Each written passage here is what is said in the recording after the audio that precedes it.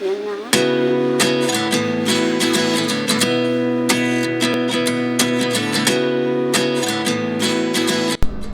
For today's video, gagawa naman ako ng cheese bun. Ayan, ilalagay ko na lang sa description and comment section ang aking ingredients ng paggawa ko ng dough. Yan, sundin nyo lang yung ingredients ko at napakalambot ng aking buns na ginagawa everyday.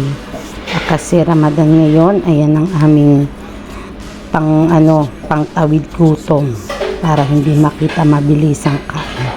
Ayan na, nabilog ko na siyang lahat. Pinapahiran ko na siya ng egg yolk isa-isa para maganda yung magiging kulay ng ating buns. Yan, nilagay kong cheese dyan, cheddar cheese, para mas masarap. Yan, iniisa-isa kong lagyan ng egg yolk. Binabrasan ko siya sa top ng egg yolk para maganda yung magiging kulay niya after ng pagkaluto. Tapos sunod, nilalagyan ko siya ng sesame seed sa ibabaw para mas malalong masarap at mas mabango ang ating buns. Yan. Pwede na rin yung gawin mona yan. Lahat ng dough na ginagawa ko. Pwede sa Spanish bread, ensaymada, monay, buns, yan nga. Yan. Yan ang aking mga ginagawa. Kayo kung anong gusto nyong ilagay na palaman. Na-preheat ko na ang aking oven. Ngayon, ilalagay ko na siya sa oven for 15 minutes.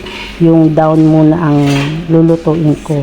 Hindi muna yung up. After 15 minutes, yung up na ang bubuksan kong oven para hindi siya mabigla yung pagkakaluto. Yung ilalim muna. Yan. At yan, luto na ang ating cheese buns. I hope you enjoy at nabusog ko kayo sa panunood. Thank you for watching to all my video and please subscribe my YouTube channel, Ate Game, and my Facebook. Thank you all so much.